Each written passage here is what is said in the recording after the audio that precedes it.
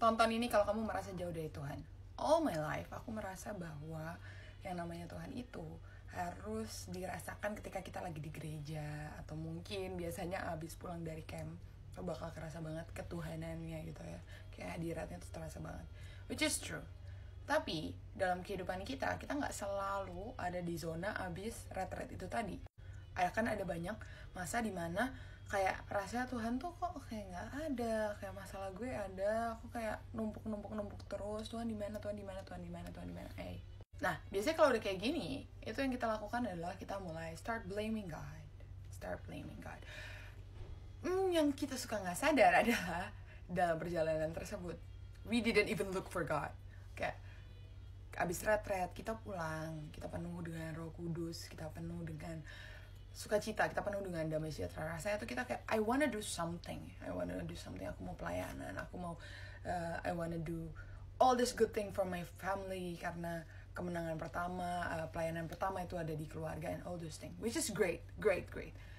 Tapi terus kamu mulai sekolah lagi, kamu mulai kuliah lagi, kamu mulai kerja lagi. Sebulan pertama, 2 bulan, 3 bulan, lama-lama kok hambar ya. Like aku masih ke gereja tapi kok hambar. Kok kayak Tuhan nggak ada, aku kayak nggak ada tingling feeling, kayak nggak ada perasaan agak merinding gitu merasakan hadirat Tuhan, kok nggak ya.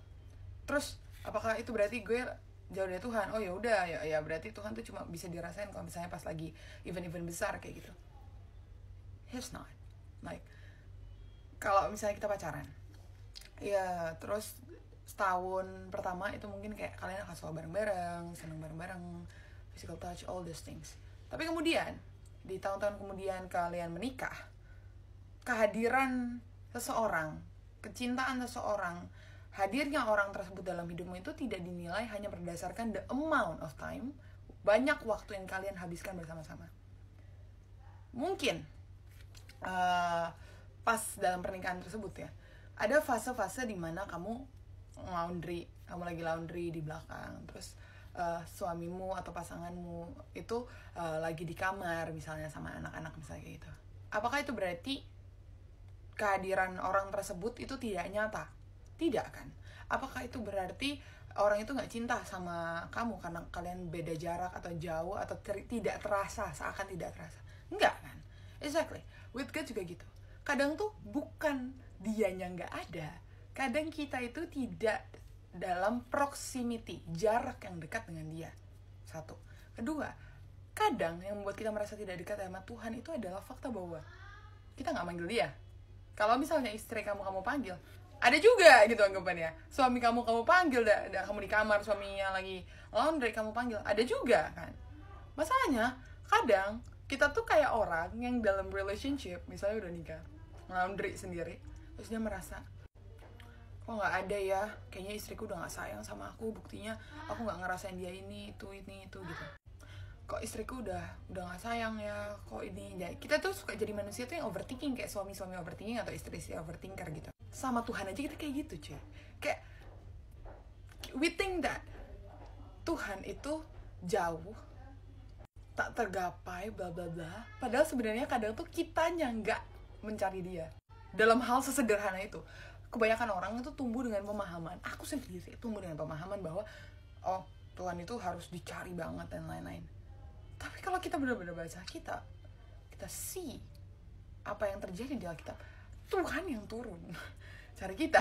Karena kalau kita cari Tuhan juga agak cari Tuhan yang dimaksud itu, Tuhan tuh mau banget datang sama kita, ngedekat sama kita, bahkan dia tuh rela gitu loh guys, dari surga yang paling enak banget di atas turun buat dekat sama kita, menyelamatkan kita, supaya kita nih yang nggak kudus itu bisa ngomong sama dia, bisa basically jadi bestian gitu loh sama dia. Nah kadang kita ini merasa bahwa ya cuma bisa tuh bestian kalau ya abis misalnya abis retret, atau mungkin momen-momen tertentu. Dan seringkali aku perhatiin karena conversation with my friend, ngerasain Tuhan itu cuma di gereja, padahal He's in every second of your life, kayak bener-bener always there. Bahkan saat ini pun itu lagi ada. Kayak do you understand, dia adalah Tuhan yang sangat powerful. Dia mengizinkan segala sesuatu terjadi itu dalam izin dia. Jadi kalau kamu sampai dengar ini aja tuh, ya itu juga bukti gitu loh kalau dia ada, cuy. Nah, dan kebanyakan dari kita merasa bahwa it has to be big. Kalau Tuhan tuh harus besar, megah, kerasa banget. Kadang Tuhan itu ada dalam hal sekecil sapaan orang yang kamu pikirin udah lama, tapi kok dia baru nyapa. Kayak Tuhan tuh tahu kamu kangen orang itu, terus orang itu jadi nyapa kamu. Itu simple banget kan. But that's how he show up. Dia gak selalu show up dalam tiba-tiba ada pelangi 3 sekaligus. Dia gak selalu kayak gitu. Dia bisa, tapi gak selalu. Dan ketidakselaluan itu bukan berarti hal yang buruk, right? Mungkin kamu sekarang merasa gak deket sama Tuhan. Mungkin kamu sekarang merasa bahwa I didn't feel him. Maybe this is the time. Mungkin ini waktunya you have to mulai berpikir, menganggap bahwa dia itu adalah bestie kamu yang LDR gitu ya. Yang tapi kalau LDR kan nggak bisa ketemu nih kan, kita mungkin belum bisa ketemu physically gitu sama Tuhan, tapi kita bisa kan VC gitu kalau sama teman kita yang jauh. VC kita sama Tuhan tuh lewat doa. Nah, caranya gimana? Ini aku bukan bilang nggak boleh doa yang kusuk banget, no, boleh banget. Cuma maksudnya kadang kalau kita doa kusuk dan panjang lebar itu jadi alasan supaya kita nggak doa lagi karena merasa itu suatu chore, hal yang berat untuk dilakukan. How about kita benar-benar nganggap dia sebagai bestie kita nih, teman dekat kita, papa kita, ya ngomong daily things kayak, God, aku capek tentang ini, Tuhan, aku lagi kepikiran tentang ini, Tuhan, aku bingung banget, aku harus apa, kayak gini dan ini. Oh Tuhan, aku lagi naksir sama orang ini, menurut Tuhan dia baik nggak ya? Aduh, aku harus apa ya Tuhan? Kalau misalnya kamu jawab, aku deketin dia gimana ya Tuhan, atau gimana? You can do. I can talk about everything with him. So start dengan mulai aja ngobrol sama dia, baca Alkitab, cari tahu nih, misalnya gini, kalau dalam baca Alkitab ngerasa nggak deket Tuhan, baca Alkitab susah gitu yang berat-berat, baca Matius, baca Amsal, baca Mazmur, terus baca yang cerita tentang Tuhan Yesus. Kamu akan lihat betapa relatable-nya Tuhan Yesus itu, dan betapa Christianity is not something that is so hard dalam arti untuk dilaksanakan dalam kehidupan kita.